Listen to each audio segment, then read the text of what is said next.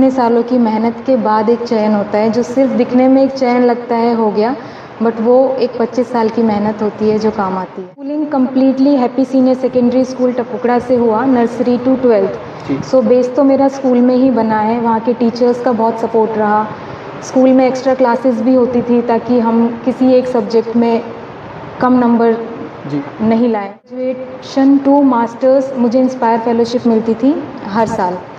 सो वो मुझे स्कूल से ही पता चला। का पेपर मैंने मैथमेटिकल साइंसेज में दिया, उसके लिए मुझे कोचिंग करनी पड़ी 6 मंथ्स की। 6 मंथ्स की कोचिंग के बाद मेरा नेट विद JRF क्लियर हो गया मैथमेटिकल साइंसेज में 2018। Lady Shri Ram college for women Delhi university में सिलेक्शन हो गया। बैकग्राउंड है, मेरे दादाजी हैं वो भी एजुकेशनल डिपार्टमेंट में है, मम्मी है वो भी एजुकेशनल डिपार्टमेंट में है। तो एक तरह से बोल सकते हैं वो मेरे जीन्स में ही था कि मुझे एजुकेशनल डिपार्टमेंट में ही जाना है। क्रेडिट मैं अपनी पूरी फैमिली को देना चाहूँगी, स्पेशली मेरे दादाजी का, क्योंकि उनका हमेशा से बहुत सपोर्ट रहा है। और फिर मेरे जो भी टीचर्स रहे हैं स्कूल में, अंडर ग्रेजुएशन में, मास्टर्स में और PhD में, सो उन सब का बहुत सपोर्ट रहा है। सबसे बड़ा रीज़न प्रेशर ही है, चाहे वो फैमिली प्रेशर हो, चाहे वो पीयर प्रेशर हो, चाहे वो टीचर्स का प्रेशर हो, चाहे वो कॉलेजेस या इंस्टीट्यूट्स की पॉलिटिक्स। जॉब करने के लिए एजुकेशन ज़रूरी नहीं है, एक पर्सनैलिटी डेवलपमेंट के लिए एजुकेशन ज़रूरी है, लोगों की सोच को समझने के लिए एजुकेशन ज़रूरी है, अपने फ्यूचर के लिए एजुकेशन ज़रूरी है। और नमस्कार, डिजिटल फेसबुक पेज पर आप सभी का स्वागत है। जैसा कि आप सभी को पता है कि समाज और देश के उत्थान के लिए लड़कियों की शिक्षा बहुत ज़रूरी है। कहते हैं कि अगर एक लड़का शिक्षित होता है तो एक घर में सुधार आता है, अगर एक लड़की शिक्षित होती है तो वो 2 घरों में सुधार करती है। क्योंकि छात्रों का एक सपना होता है कि वो दिल्ली यूनिवर्सिटी में उनका एडमिशन हो, वो ग्रेजुएशन या पोस्ट ग्रेजुएशन दिल्ली यूनिवर्सिटी से करें। ऐसे में जो साक्षी सोनी है उनका सिलेक्शन प्रोफेसर के रूप में दिल्ली यूनिवर्सिटी में हुआ है। जी, सबसे पहले तो आपका स्वागत है। Thank you. क्या कहेंगे कि जो बच्चे हैं आजकल, जो छात्र हैं या छात्रा हैं, सभी का सपना होता है कि दिल्ली यूनिवर्सिटी में उनका एडमिशन हो किसी भी तरह से। आपका चयन प्रोफेसर पद पर हुआ है, तो क्या कहेंगे, क्या समझ? तो सिर्फ चयन प्रोफेसर पद पे नहीं हुआ है, उससे पहले की जो भी मेहनत है दिल्ली यूनिवर्सिटी में जाने की नहीं, सिर्फ स्कूल लेवल पे भी अच्छा परफॉर्म करने के लिए जो मेहनत है वो काम आती है। फिर उसके बाद अच्छे कॉलेज में एडमिशन लेना काम आता है। उसके बाद लाइफ में क्या करना है, किस लाइन में जाना है, वो किस तरह से चूज़ करना है, वो डिसीजन बहुत मैटर करता है। और इतने सालों की मेहनत के बाद एक चयन होता है, जो सिर्फ दिखने में एक चयन लगता है हो गया, बट वो एक 25 साल की मेहनत होती है जो काम आती है। जी, तो सबसे पहले हम ये जानना चाहेंगे जो आपकी स्कूली शिक्षा है वो कहाँ से हुई, उसके बाद जो कॉलेज की जो उच्च शिक्षा है वो कहाँ से हुई? हाँ, तो मेरा schooling completely happy senior secondary school Tapukara से हुआ, nursery to 12th। So base तो मेरा स्कूल में ही बना है, वहाँ के टीचर्स का बहुत सपोर्ट रहा। स्कूल में एक्स्ट्रा क्लासेस भी होती थी ताकि हम किसी एक सब्जेक्ट में कम नंबर नहीं लाए। और फिर उसके बाद उनके गाइडेंस से ही पता चला कि हाँ, अलग अलग टाइप की फ़ेलोशिप होती है जिनके लिए अप्लाई कर सकते हो। स्कूल से ही मुझे पता चला कि एक इंस्पायर फेलोशिप होती है जिसमें मेरा सिलेक्शन हुआ। तो अंडर ग्रेजुएशन टू मास्टर्स मुझे इंस्पायर फेलोशिप मिलती थी हर साल। सो वो मुझे स्कूल से ही पता चला।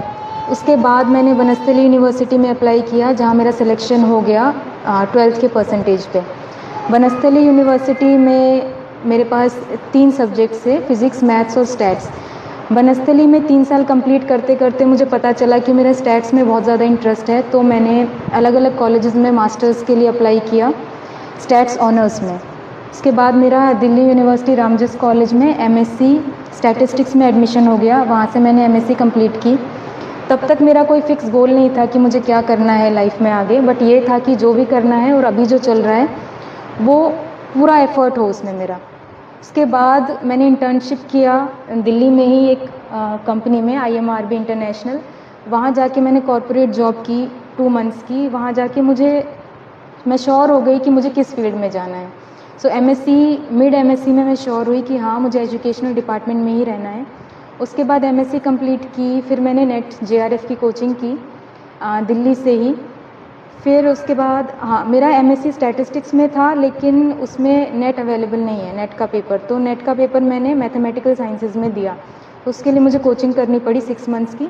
6 मंथ्स की कोचिंग के बाद मेरा नेट विद JRF क्लियर हो गया मैथमेटिकल साइंसेज में 2018 में। उसके बाद मैंने PhD में एडमिशन लिया यूजिंग माई नेट सर्टिफिकेट।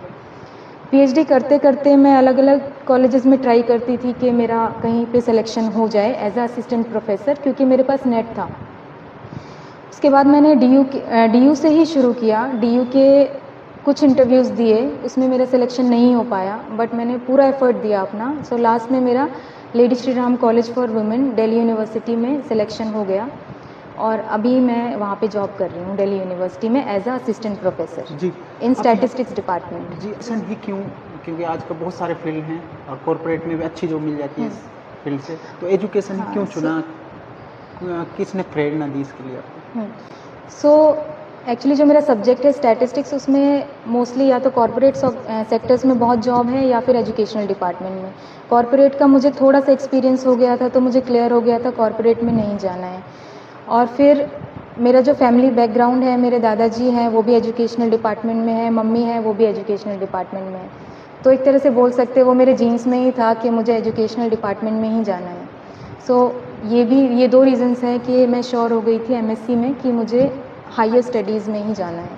तो इतना लंबा सफ़र रहा आपका, 20 से 25 साल की मेहनत रही और लास्ट में सफलता मिल गई, तो इसका जो श्रेय है वो किसे देंगे क्रेडिट?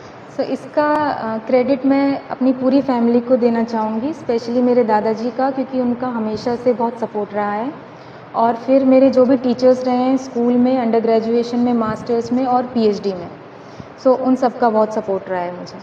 अगर हम राजस्थान की बात करें तो कोटा एक ऐसी जगह है जहाँ देश भर से 2 लाख से ज़्यादा छात्र कोचिंग के लिए आते हैं, लेकिन वहाँ पिछले 2 महीने से जो वहाँ के जिला कलेक्टर हैं उन्होंने टेस्ट पर रोक लगा दी, क्योंकि पिछले 8 महीनों लगभग 24 जो छात्र हैं उन्होंने सुसाइड किया। तो आप क्या मानते हैं इस तरह से जो प्रेशर है उसको कम किया जा सके? तो सुसाइड का सबसे बड़ा रीज़न प्रेशर ही है, चाहे वो फैमिली प्रेशर हो, चाहे वो पीयर प्रेशर हो, चाहे वो टीचर्स का प्रेशर हो, चाहे वो कॉलेजेस या इंस्टीट्यूट्स की पॉलिटिक्स हो। सो बहुत सारे रीज़न्स होते हैं इस प्रेशर के, लेकिन सबसे इम्पॉर्टेंट चीज़ रहती है कि फैमिली का सपोर्ट कितना है। अगर टाइम टाइम पे फैमिली स्टूडेंट को प्रेशर करने की जगह उनको सपोर्ट करे कि रिज़ल्ट जो भी है, सक्सेस या फेलियर मैटर नहीं करती, एक्सपीरियंस मैटर करता है, तो जो भी रिज़ल्ट है वो उसको एक्सेप्ट करें, चाहे वो फेलियर हो चाहे वो सक्सेस हो। तो सबसे बड़ा सपोर्ट फैमिली का रहता है। उसके बाद जो वो स्टूडेंट जिस ग्रुप में है, उनका जो फ्रेंड सर्किल है, उसका भी बहुत बड़ा सपोर्ट रहता है कि वो फ्रेंड सर्किल उनकी ग्रोथ में बहुत इम्पॉर्टेंट है। सो अगर सुसाइड को रोकने का सबसे अच्छा तरीका यही है कि फैमिली टाइम टाइम पे अपने बच्चों से बात करें। सिर्फ उनसे खाना खा लिया, ये कर लिया, वो नहीं, उनकी पढ़ाई कैसी चल रही है ये सब पूछें और उनसे बातें करें और टाइम टाइम पे उनसे मिलने आएँ। देखो, जिस क्षेत्र से हम आते हैं वहाँ खासकर लड़कियों की शिक्षा को लेकर एक धारणा है कि हमें लड़कियों से जॉब नहीं करानी, इसलिए उन्हें उच्च शिक्षा नहीं दी जाती है। तो आप क्या मैसेज देना चाहेंगे कि क्या सिर्फ जॉब करने के लिए शिक्षा ज़रूरी है? सिर्फ जॉब करने के लिए एजुकेशन ज़रूरी नहीं है, एक पर्सनैलिटी डेवलपमेंट के लिए एजुकेशन ज़रूरी है, लोगों की सोच को समझने के लिए एजुकेशन ज़रूरी है, अपने फ्यूचर के लिए एजुकेशन ज़रूरी है, और आगे जो भी उनके चाइल्ड होंगे उनको एजुकेशन देने के लिए खुद का एजुकेटेड होना बहुत ज़रूरी है। सो सिर्फ अपने लिए नहीं, अपनी नेक्स्ट जनरेशन के लिए एजुकेटेड होना बहुत ज़रूरी है। सो जॉब एक रीज़न नहीं होना, आज जॉब एक नीड है, उस नीड को फुलफ़िल करने के लिए एजुकेटेड होना ज़रूरी है, बट एक रीज़न नहीं है कि इस रीज़न की वजह से एजुकेटेड होना है। तो यही है, सिर्फ जॉब के लिए नहीं, अपनी ग्रोथ के लिए, अपने डेवलपमेंट के लिए और अपनी नेक्स्ट जनरेशन की ग्रोथ के लिए बहुत ज़रूरी है एजुकेशन। जो बच्चे अभी कंपटीशन एग्ज़ाम की तैयारी कर रहे हैं जैसे, तो उनके लिए क्या मैसेज देना चाहेंगे कि किस तरह से शेड्यूल बनाएं और किस तरह से वो अपनी तैयारी करें किसी भी कंपटीशन एग्ज़ाम के लिए? सो मैसेज यही रहेगा कि कोई भी एग्ज़ाम हो, चाहे वो यूपीएससी हो, क्योंकि यूपीएससी में आजकल बहुत लोगों का ड्रीम होता जा रहा है, यूपीएससी हो चाहे असिस्टेंट प्रोफेसर हो, कोई भी फील्ड हो, तो कंसिस्टेंट होना ज़रूरी है। ऐसा नहीं कि 1-2 दिन पढ़ लिया और उसके बाद फिर मस्ती कर रहे हैं या घर चले गए हैं, ऐसा नहीं। कंसिस्टेंट होना ज़रूरी है, पूरा दिन पढ़ने की ज़रूरत नहीं है, जितना कोचिंग में पढ़ाया जा रहा है उसको अच्छे से करें, उसको घर आके रिवीजन करें उसका, और उसके साथ साथ खुद को टाइम दें, खुद को थोड़ी इम्पोर्टेंस दें। ऐसा नहीं है सिर्फ सारा टाइम पढ़ाई में लगा दिया है, तो सारा टाइम पढ़ने की वजह से भी प्रेशर क्रिएट होता है जो सुसाइड का रीज़न बनता है। सो सबसे इम्पॉर्टेंट है, जितना पढ़ाया जा रहा है उसको अच्छे से उसका रिवीजन करें, खुद को टाइम दें, फैमिली को टाइम दें, स्पोर्ट्स एंजॉय करें, योगा करें, मेडिटेशन करें अगर उनको प्रेशर फील हो रहा है तो, और कंसिस्टेंट रहें। प्रेशर होगा, सबको होता है प्रेशर, ऐसा नहीं है कि जिसका एग्ज़ाम क्लियर हो गया उसको कभी प्रेशर नहीं हुआ होगा। प्रेशर हो तो अपने फ्रेंड से बात करें, अपने टीचर्स से बात करें या अपने स्कूल के टीचर्स से बात करें जिनसे भी आपका अच्छा कनेक्शन है। सो सबसे प्रेशर को रिड्यूस करने का सबसे अच्छा तरीका यही है कि बात करें लोगों से। हाँ, पॉजिटिव थॉट रखें और लोगों से बात करें। लोगों से बात करने से ऐसा नहीं है कि उनकी प्रॉब्लम सॉल्व हो जाएगी, लेकिन उनके अंदर एक पॉजिटिव फीलिंग आती है। सो मैं यही बोलूँगी कि be consistent and be positive. आखिरी